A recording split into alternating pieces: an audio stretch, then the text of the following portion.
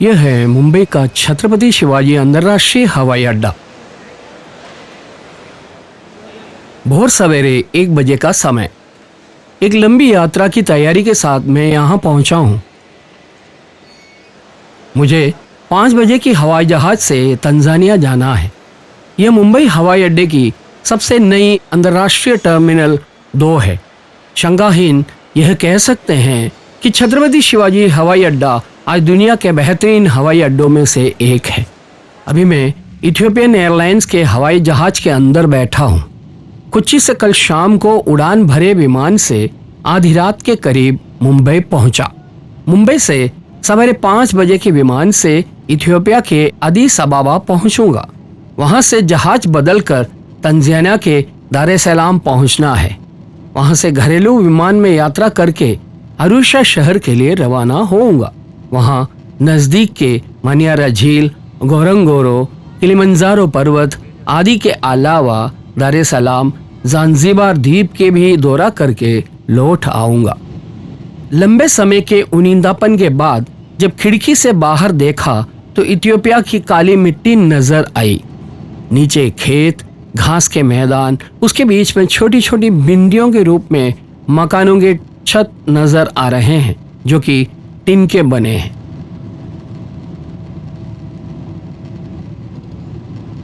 जहाज के अंदर के यात्रियों में सबसे अधिक भारतीय हैं।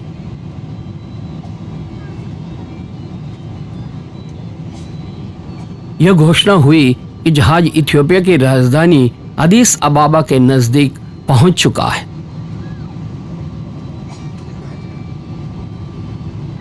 अभी नीचे अदीस अबाबा के अपार्टमेंट समुच्चय नजर आ रहे हैं। इससे पहले भी मेरा आया हुआ शहर है अदीस अबाबा।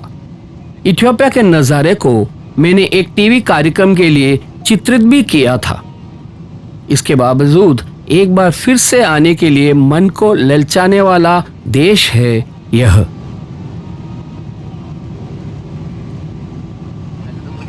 नीचे अदीस अबाबा के बाहरी इलाके के खुले मैदान, मलिन बस्तियां आदि दिख रहे हैं। घने कोहरे के बीच से होकर नीचे उतर रहा है विमान। मजेदार वाकया यह है कि जैसे जैसे जमीन नजदीक आती जा रही है वैसे वैसे कोहरा भी बढ़ता जा रहा है। अदीस अबाबा अंतर्राष्ट्रीय हवाई अड्डे के रनवे पर विमान उतरा। अभी यहाँ बहुत ही ठंडा मौसम है। मध्य अफ्रीकी प्रदेशों में जून, जुलाई और अगस्त के महीनों में सर्दी रहती है। यूरोप के ग्रीष्म काल के दौरान यहाँ शीतकाल के समान मौसम रहता है। हवाई जहाज के रुकते ही मुसाफिर बाहर निकलने की तैयारी में लग गए। यात्रियों में 90% भारतीय हैं।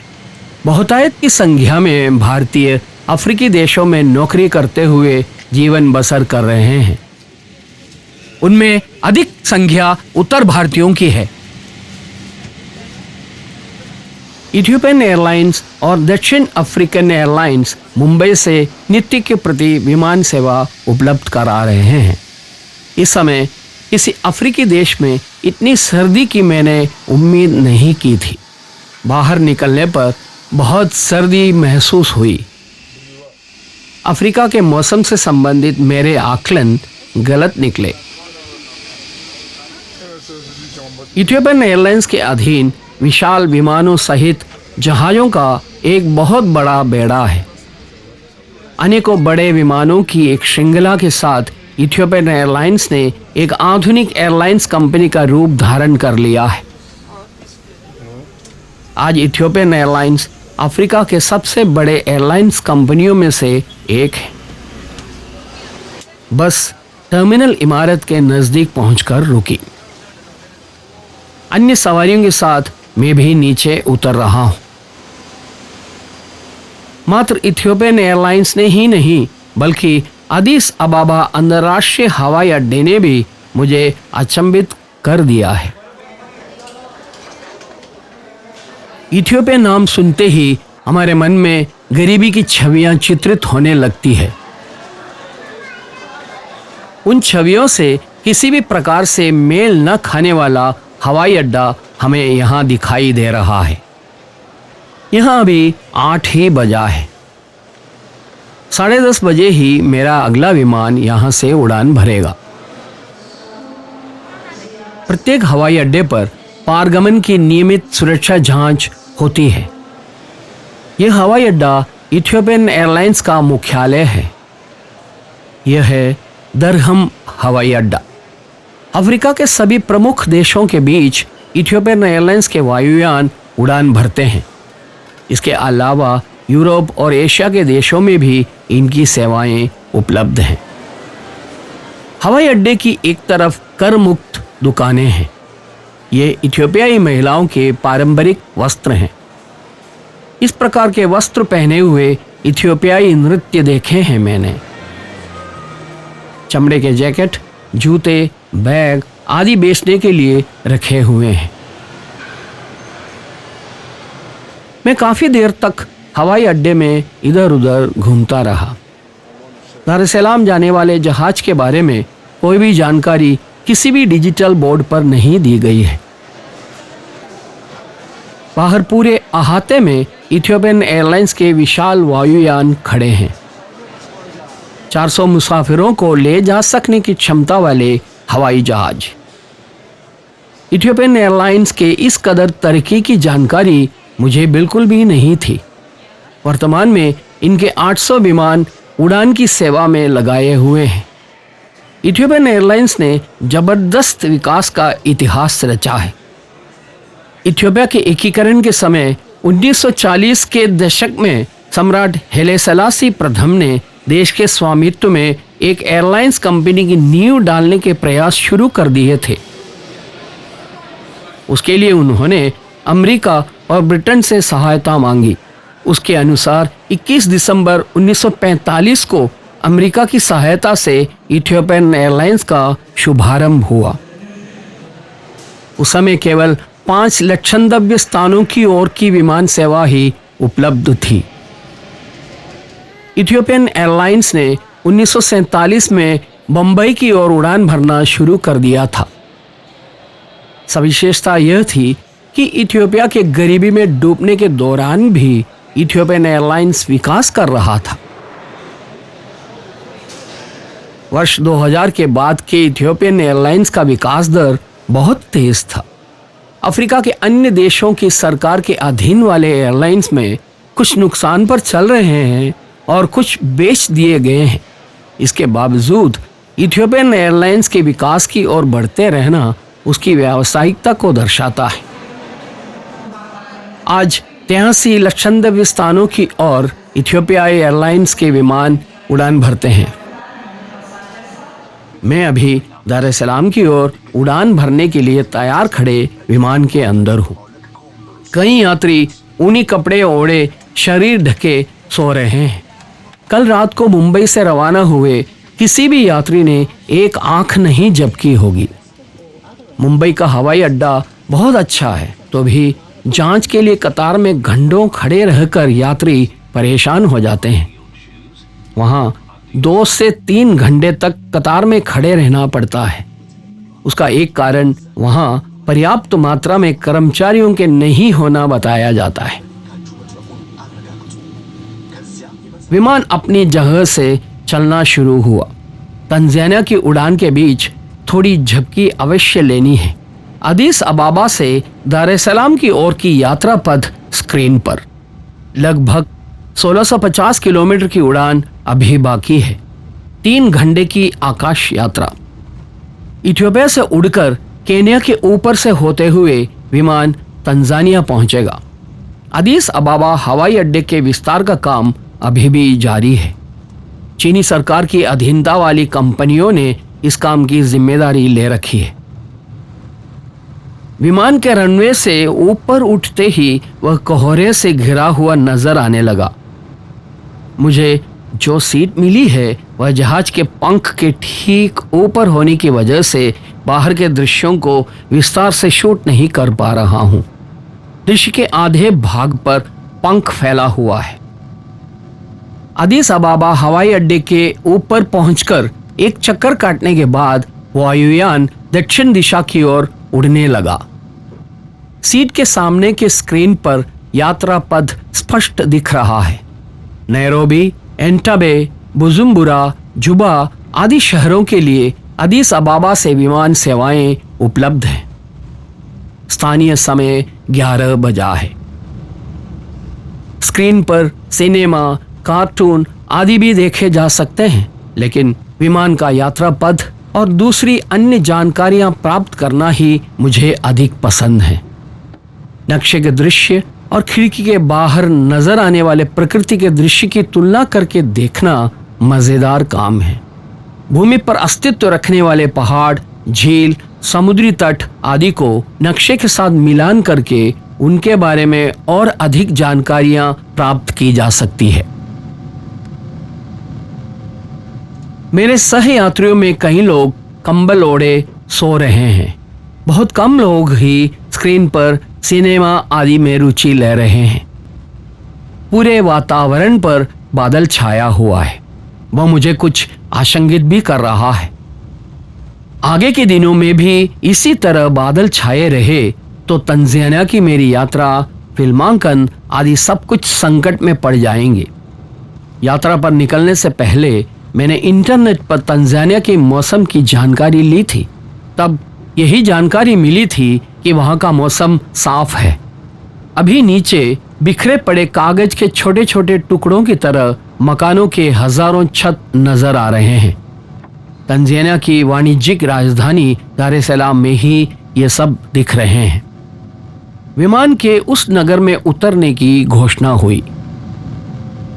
दार एस सलाम एक बहुत ही बड़ा नगर है, अफ्रीका के प्रमुख नगरों में से एक। प्राचीन काल में ही देश देशांतर घूमकर व्यापार करने वाले वर्तक संघ का पारगमन केंद्र हुआ करता था दार एस सलाम।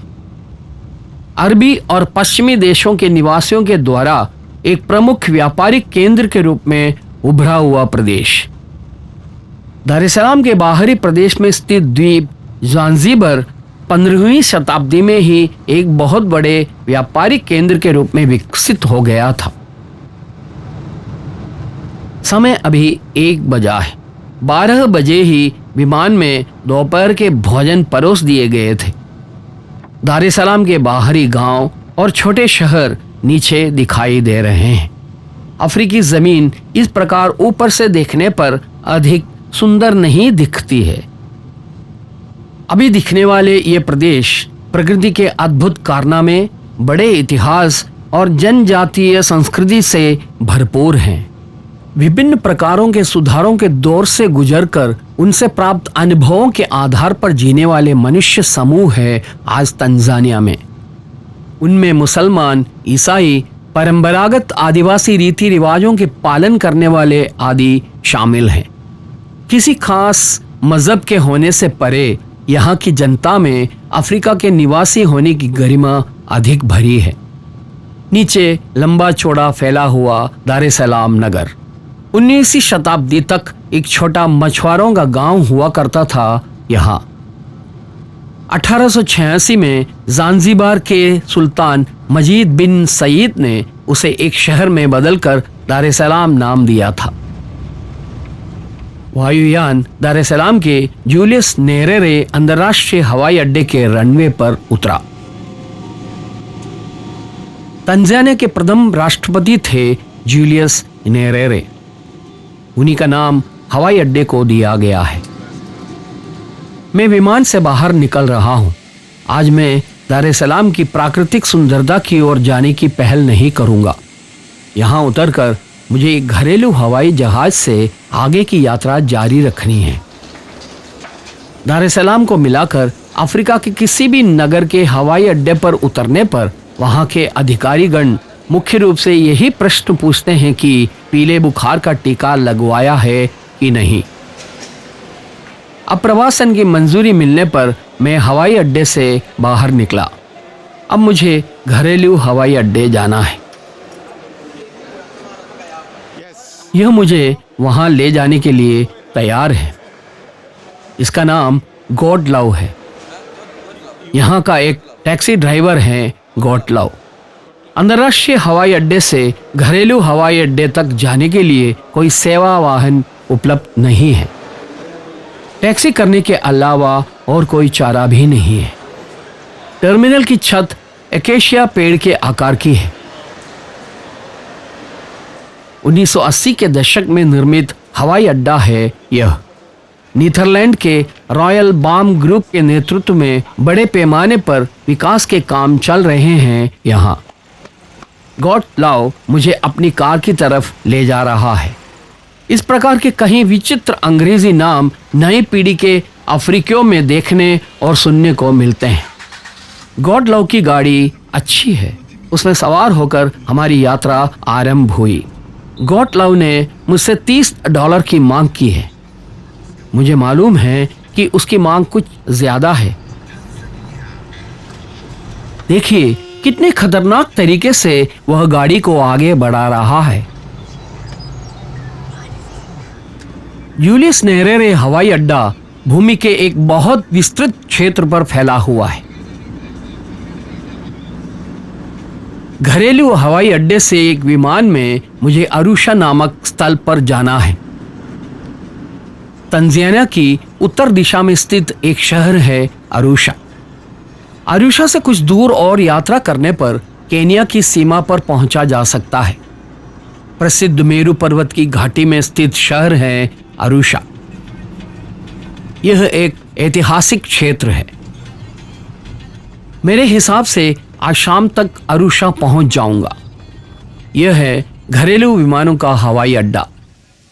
लगभग 3 किलोमीटर ही टैक्सी चली है।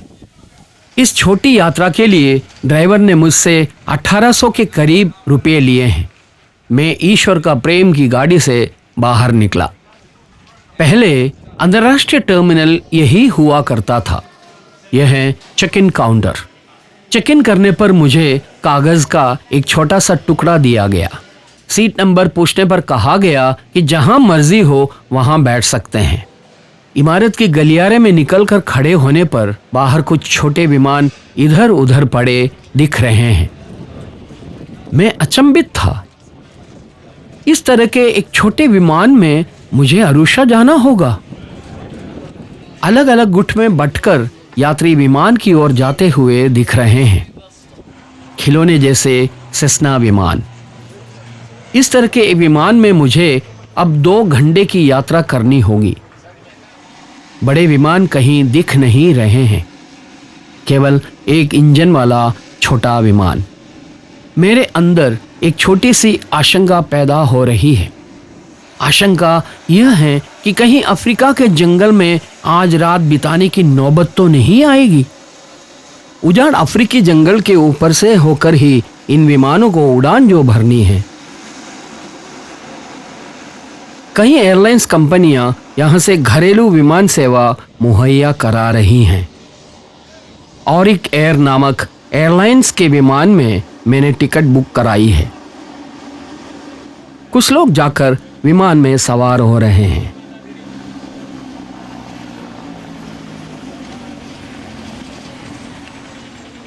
पायलट के चढ़ने के छोटे दरवाजे से होकर बड़ी मुश्किल से एक औरत को चढ़ते हुए मैं बड़ी कुतूहलता से देखता रहा। यह नहीं पता कि वह पायलट थी या यात्री। ऑरिक एयर का विमान उड़ने के लिए तैयार है। आगे जाने वाले पीले जैकेटधारी मुझे और कुछ अन्य यात्रियों को विमान की ओर ले जा रहा है। मुझे और गिनती के कुछ सैलानियों को मिलाकर बने छोटे गुट की अगुवाई कर रहा है वह। कई विमान यार्ड में खड़े हैं। इन विमानों की विशेषता यह है कि ये अपेक्षाकृत सस्ते हैं। 12 यात्री और 2 विमान चालकों को मिलाकर 14 लोग इस विमान में यात्रा कर सकते हैं। यह है हमारा विमान। इसके पीछे के भाग में सामान लादे जा सकते हैं। दरवाजा ही सीढ़ी में रूपांतरित हुए दिख रहा है। अंदर सीटों की इस प्रकार की व्यवस्था कर रखी है। यह कहा जा सकता है कि इसके अंदर एक एसयूवी कार के मुकाबले थोड़ा और विस्तार है। 12 लोग यात्रा कर सकते हैं।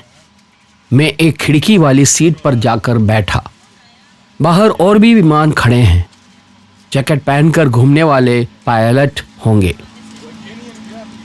यहाँ कोई फ्लाइट डेटा की जांच कर रहा है। विमान चालक के सीट के ठीक पीछे की सीट पर मैं बैठा हूं। एक कनिष्ठ पायलट अपनी सीट पर पहुंचा। अधिक देरी किए बिना वरिष्ठ पायलट भी चढ़ा। वो लोग अंग्रेज हैं। मैं इस राहत के साथ बैठा हूं कि आवश्यक सुरक्षा और अन्य समायोजन के बिना अंग्रेज इस काम के लिए नहीं आएंगे। विमान को यार्ड से ऊपर उठने की प्रतीक्षा में मैं बैठा रहा।